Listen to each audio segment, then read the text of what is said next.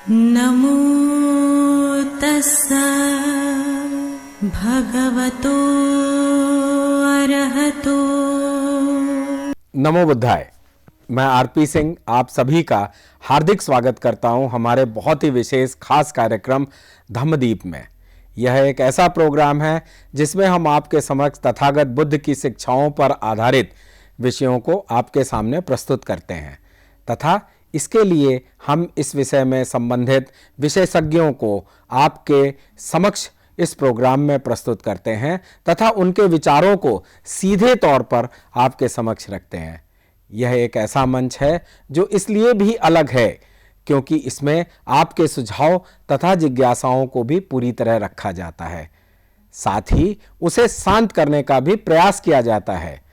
इसी क्रम में आज हमारे समक्ष उपस्थित हैं भंते कुशल सुमन जी। आपने बुद्ध दर्शन में उच्च शिक्षा प्राप्त की है तथा आप अनेक सम्मानों से अलंकृत होने के साथ साथ अनेक मंचों पर बुद्धिज्म पर अपने विचार रख चुके हैं।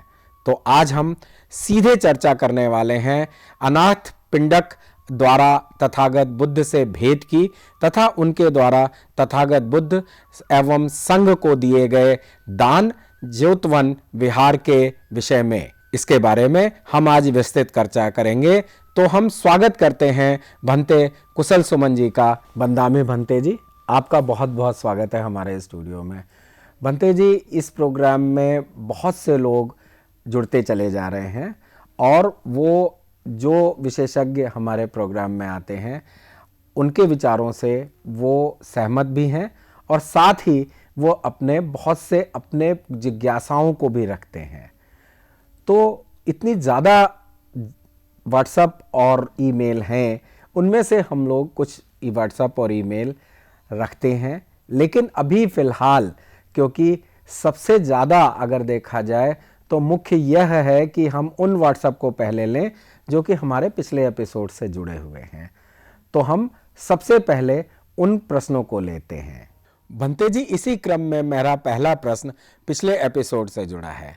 उसी संदर्भ में हमारे एक जिज्ञासु जानना चाहते हैं कि थेरा उपाली कौन थे और उनके जीवनी पर दोबारा प्रकाश डालें। नमो तस्सा भगवतो अरहतो सम्मा सम्बुद्धस्स। नमो तस्सा भगवतो अरहतो सम्मा सम्बुद्धस्स। नमो तस्सा भगवतो अरहतो सम्मा सम्बुद्धस्स। सर्वप्रथम मेरे आचार्य श्री के पुण्य चरणों को कोटि कोटि नमन। फिर मेरे उपाध्याय भंते के पुण्य चरणों में कोटि कोटि नमन।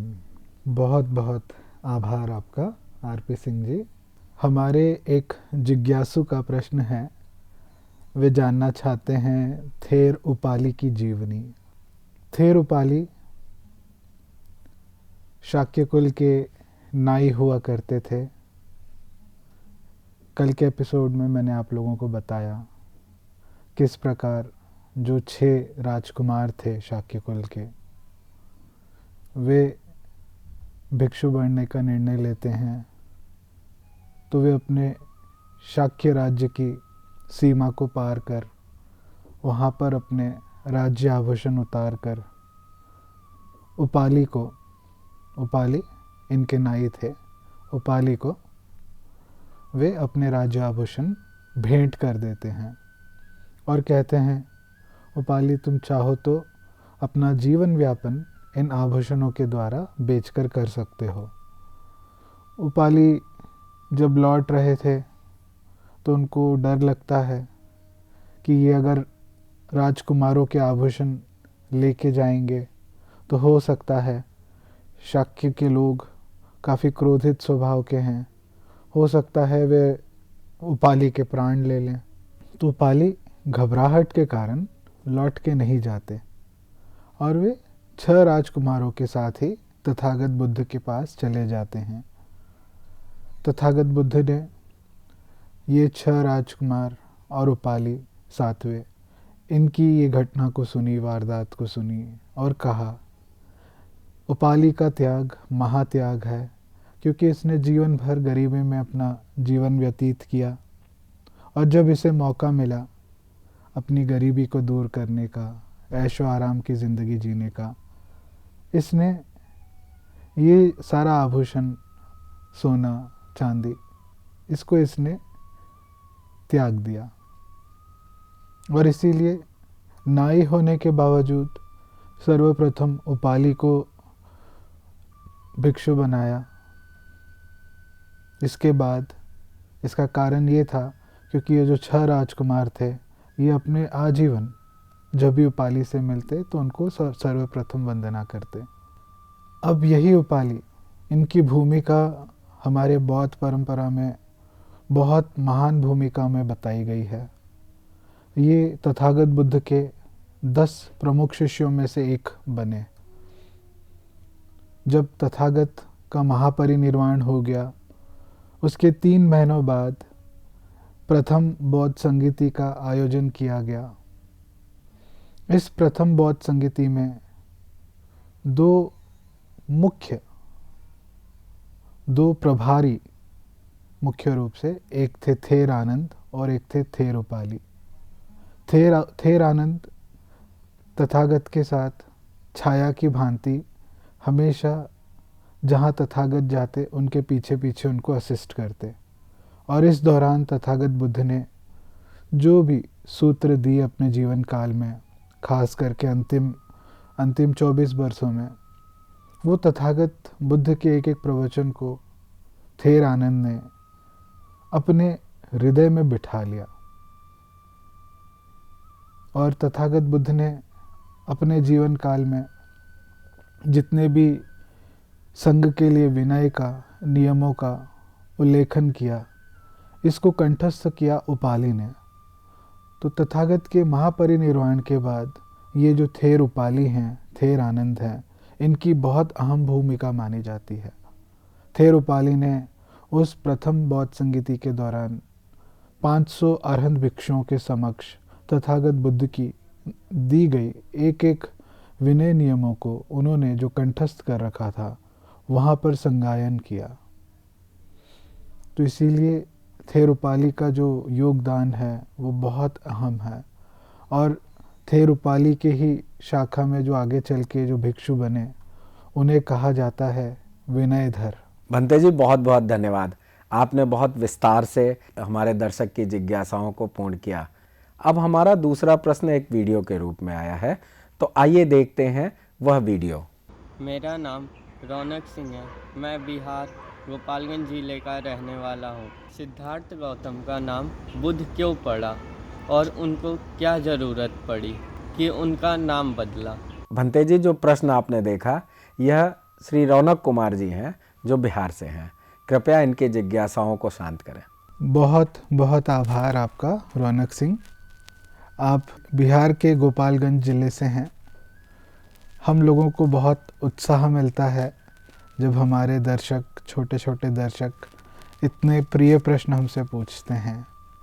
आपका खूब खूब भला हो, मंगल हो। आपने पूछा है सिद्धार्थ गौतम का नाम बुद्ध क्यों पड़ा। तो आपको, अगर आपने पहले के एपिसोड्स ध्यान से देखे होंगे, उसमें मैंने बताया था सिद्धार्थ गौतम राजा के पुत्र थे। उन्होंने 29 वर्ष की आयु में गृहस्थ जीवन त्यागा। फिर आगे चल के वे बुद्ध बने। जब वो बुद्ध बने, जो उनको बोधि प्राप्त हुई, इसी के कारण वे बुद्ध कहलाए। तो बुद्ध कोई नाम नहीं, ये एक अवस्था है जो सिद्धार्थ गौतम ने प्राप्त की। मैं आशा करता हूँ आपको आपके प्रश्न का मैंने समाधान कर दिया है। नमो बुद्धाय, मंगल हो आपका, भला हो। रौनक सिंह। भंते जी, बहुत बहुत धन्यवाद आपका हमारे एक दर्शक रौनक जी के जिज्ञासाओं को शांत करने के लिए। अब क्योंकि समय की मर्यादा को ध्यान में रखते हुए अभी हमें अपने मूल विषय पे आना होगा कि अनाथ पिंडक द्वारा तथागत बुद्ध से भेंट की और उनके द्वारा तथागत बुद्ध एवं संघ को दिए गए जेतवन विहार के विषय पर। तो दर्शकों को इसके बारे में विस्तार पूर्वक जानकारी दें। धन्यवाद आपका आरपी सिंह जी। दर्शकों, आज हम तथागत बुद्ध के जीवन से जुड़ी एक नई घटना के बारे में जानने का प्रयास करेंगे। एक समय की बात है जब तथागत बुद्ध राजगृह के वेलुवन में विराजमान थे। ये उस समय की घटना है जब तथागत बुद्ध का तीसरा वर्षावास समाप्त हो जाता है। सबसे पहले दर्शकों को मैं बताना चाहूँगा वर्षावास क्या होता है। बौद्ध परंपरा के अनुसार ये जो 3 या 4 महीने का वर्षा ऋतु होता है, उस समय बौद्ध भिक्षु एक ही जगह पर एकत्रित रहते हैं, एक विहार में एकत्रित रहते हैं और उस दौरान बुद्ध के दिए हुए प्रवचनों का पाठ करते हैं, ध्यान साधना करते हैं। बुद्ध के समय बुद्ध ने अपना पहला वर्षावास बनारस में किया, दूसरा और तीसरा वर्षावास राजगृह में किया।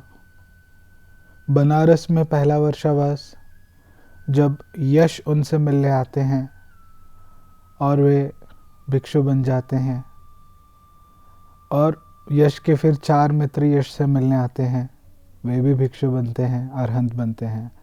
ऐसे चल के फिर उनके और 50 मित्र जो आते हैं तथागत से मिलने, वे भी भिक्षु बनते हैं, अरहंत बनते हैं।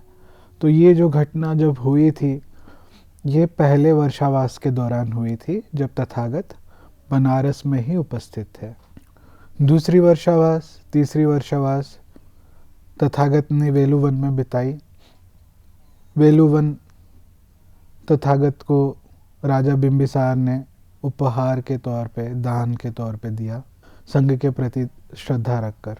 अब तीसरे वर्षावास के समाप्त होने के बाद और चौथे वर्षावास के शुरू होने से पहले इस 1 साल के दौरान में तथागत बुद्ध की भेंट अनाथ पिंडक से होती है।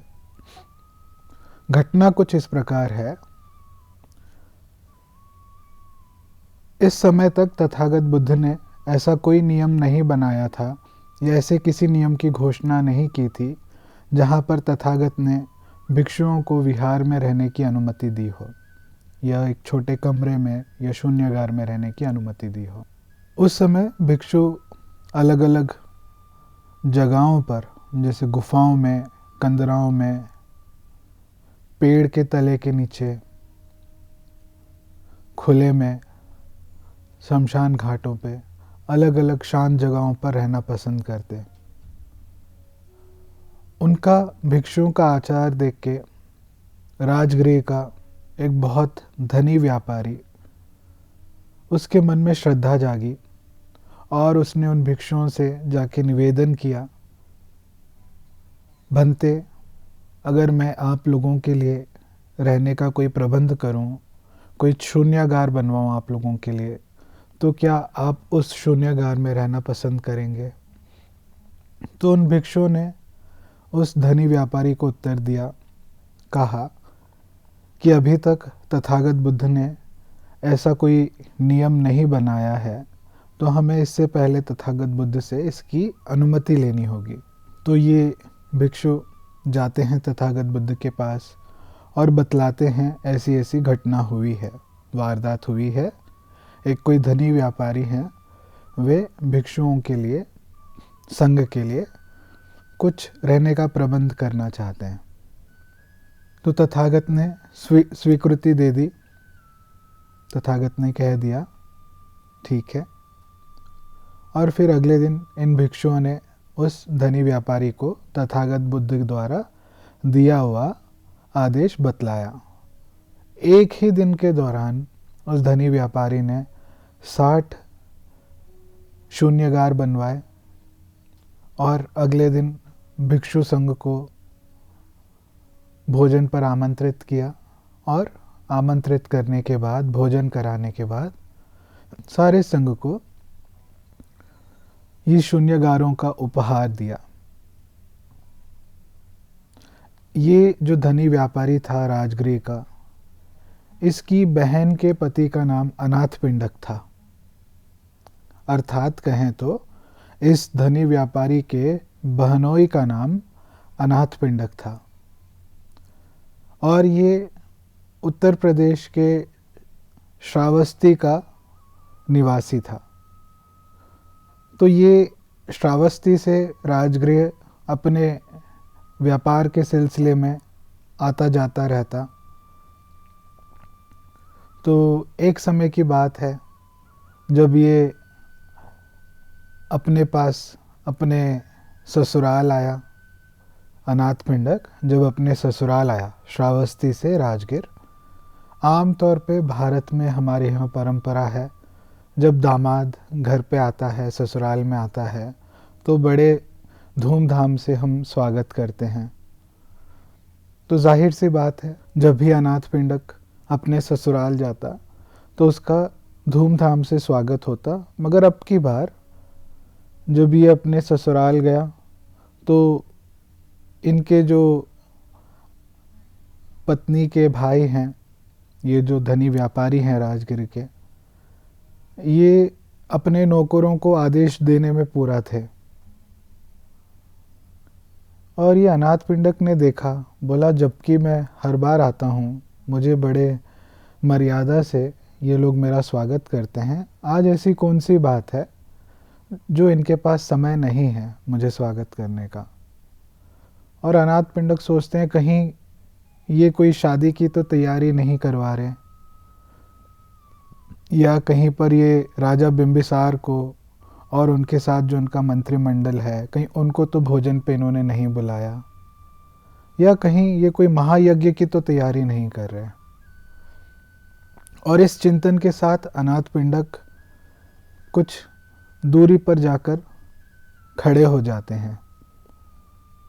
तो ये जो राजगृह का धनी व्यापारी है, अनाथ पिंडक के बीवी का भाई है, ये अपना काम समाप्त करके आता है अनाथ पिंडक के पास और आकर आदरपूर्वक उनका स्वागत करता है। और फिर अनाथ पिंडक उनसे कहते हैं कि मैं इस प्रकार चिंतन कर रहा था।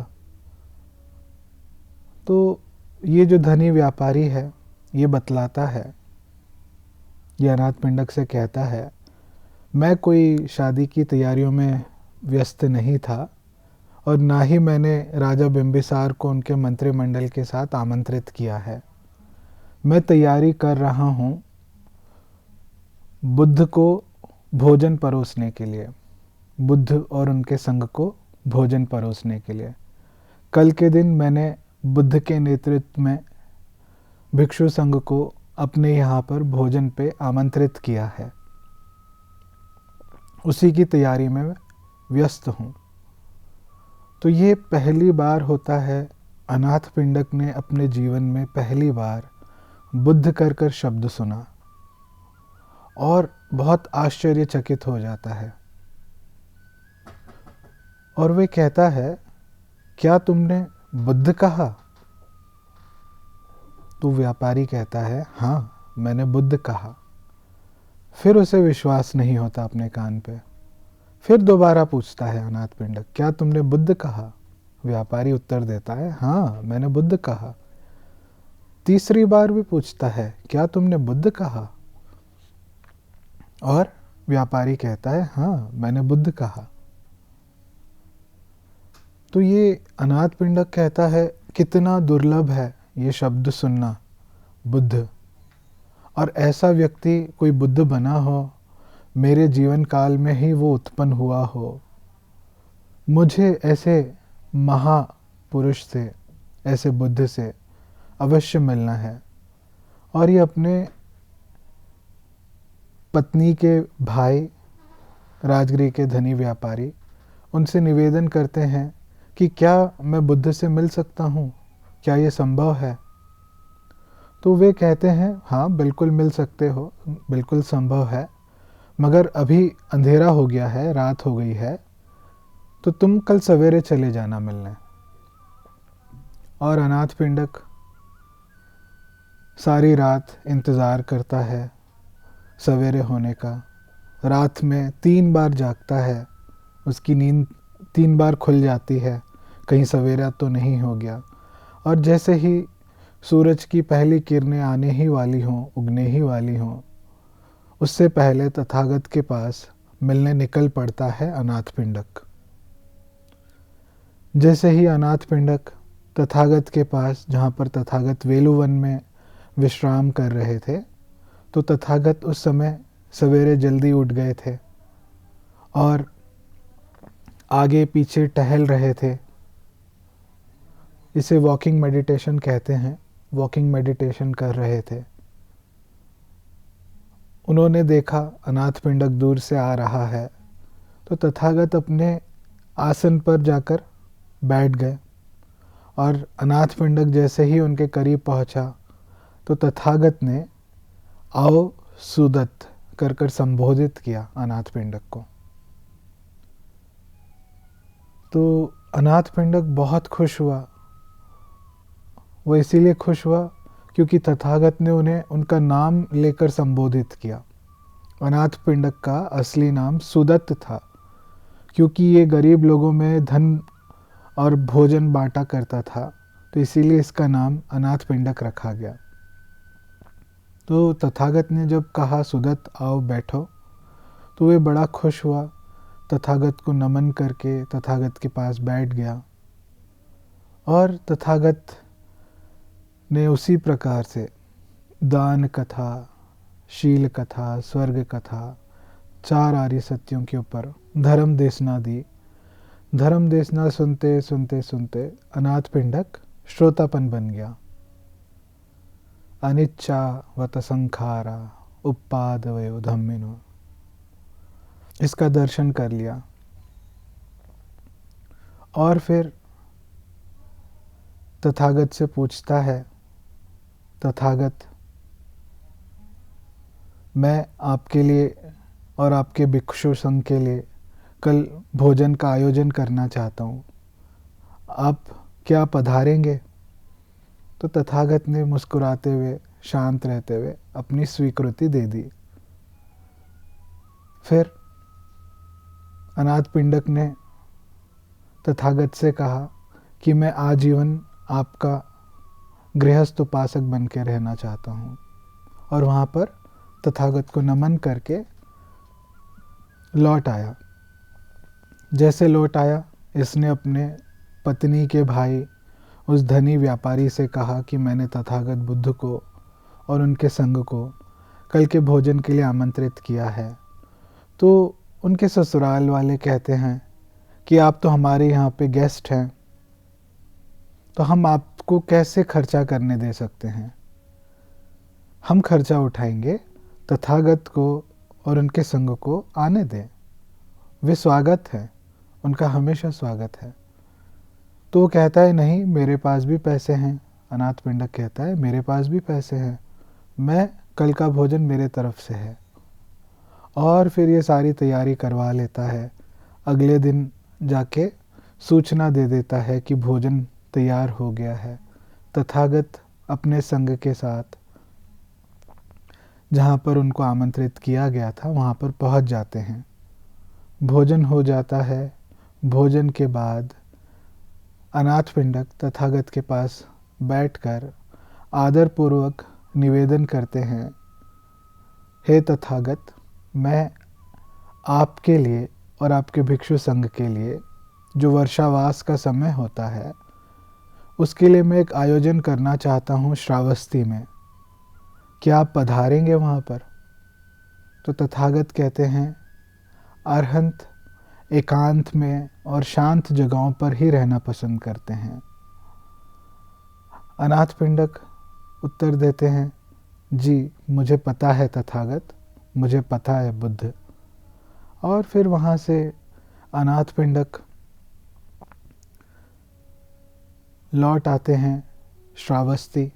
जब लौटता है तो बीच रास्ते में जहाँ जहाँ से गुज़रता है, जहाँ जहाँ पर उसकी पहचान होती है, हर जगह पर अपने पहचान के लोगों से कहता है, इस रास्ते से तथागत बुद्ध और अपने संग के साथ श्रावस्ती आएंगे तो आते समय उनको कोई कमी नहीं हो, इसीलिए आप लोग हर जगह पर पानी के स्रोत बनवाएं, रहने का बंदोबस्त करवाएं।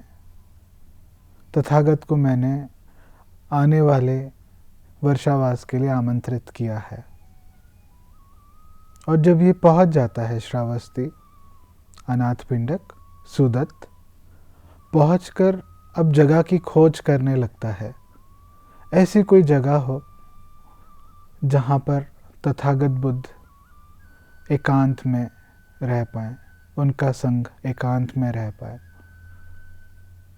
ऐसी जगह जो न शहर से काफ़ी दूर हो और न शहर के बीचों बीच हो। खोजते खोजते खोजते एक जगह पहुंच जाता है, एक गार्डन, एक वन, जो अनाथपिंडक को बहुत पसंद आता है। इस वन के मालिक राजा के पुत्र थे, जिनका नाम राजकुमार जेत था। तो ये राजकुमार जेत से मिलते हैं और वन खरीदने की बात करते हैं। राजा का पुत्र इतना धनी, उसको क्या नौबत आ गई वो अपना वन को बेचेगा। राजा के पुत्र को तो बस मनोरंजन करना था इस वन में कभी ना कभी। तो वह कहता है कि मैं नहीं बेचना चाहता, मुझे इसे बेचने की कोई इच्छा नहीं है। अनाथपिंडक कहते हैं कुछ तो भाव बताओ, मैं जो भी भाव बताओगे मैं देने के लिए तैयार हूँ। तो चिढ़ मचा के वो कह देते हैं कि ठीक है, जितनी ज़मीन पर तुम सोने को भर पाओगे उतना वन तुम्हारा। तो अनाथपिंडक कहता है डन, ठीक है। और फिर जेत कहते हैं कि नहीं, मुझे बेचना ही नहीं है। और फिर वो अपने बगल में ही जो खड़ा था राजकुमार का अकाउंटेंट, उससे पूछते हैं। तो राजकुमार का अकाउंटेंट उन्हें बताता है आपने मूल तय कर दिया है, आपने स्वयं कहा कि जितना भी आप ज़मीन पर सोना बिछा पाओ उतनी ज़मीन आपकी। तो वो जितना भी बिछा लेगा उतनी ज़मीन अनाथपिंडक की हो जाएगी, आपको देना पड़ेगा। तो राजकुमार जेत बोलता है ठीक है। अब अनाथपिंडक बैलगाड़ियों में सोना भर भर कर लेके आता है। सारे वन को सोने से भरना शुरू कर देता है, वन की सारी ज़मीन को। कुछ हिस्सा जो गेट होता है वन का, उस गेट के पास कुछ हिस्सा अभी सोने से और भरना बाकी था। तो अनाथपिंडक दोबारा से किसी को भेजने की कोशिश करता है, कहता है बाकी का बचा कुचा सोना ले आओ और ये जगह को भी भर दो। राजकुमार जेत हैरान होता है, बोलता है कभी ज़मीन का इतना भाव होता ही नहीं, ऐसी कोई साधारण बात तो नहीं होगी जिस कारण तुम इतना धन खर्चा कर रहे हो एक तुच्छ ज़मीन के लिए। और फिर राजकुमार जेत ने जो बचा कुचा ज़मीन था अपने तरफ से भेंट कर दिया अनाथपिंडक को। अनाथपिंडक को लगता है कि राजकुमार राजा का पुत्र है, ऐसा व्यक्ति अगर तथागत की शरण आए तो राज्य का भला होगा। तो वे जेत को स्वीकृति देते हैं, ठीक है, इतनी ज़मीन आपके नाम से ही हम इसका इनॉग्रेशन करेंगे। तो अभी अनाथपिंडक ने वहाँ पर रहने के लिए निवास स्थान बनाया, शून्यगार बनवाए, जगह जगह पर जो भी प्रबंध करना था उस जगह पर वो सारा प्रबंध कर दिया। तो दर्शकों, आज के लिए इतना ही। बाकी की कहानी हम आने वाले एपिसोड में देखेंगे।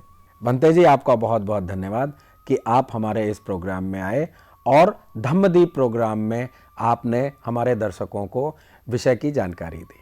इसके लिए आपको बहुत बहुत धन्यवाद। भवतु सब मंगलम।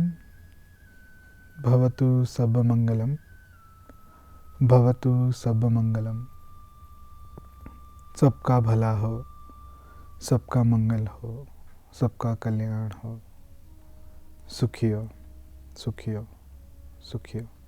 साथियों, आज के प्रोग्राम में बस इतना ही। अब समय हो चुका है आज के प्रोग्राम के विश्राम होने का, लेकिन उसके पहले आपको बताते चलें कि आपके मन में भी जो जिज्ञासाएं हों या प्रश्न हों वह इस प्रोग्राम में आप पूछ सकते हैं। इसके लिए हमारा व्हाट्सएप नंबर है 9639010109 पर आप अपना प्रश्न पूछ सकते हैं, या हमारी ईमेल आईडी है subhartibuddha@gmail.com पर हमें उसमें भी आप अपने प्रश्न भेज सकते हैं।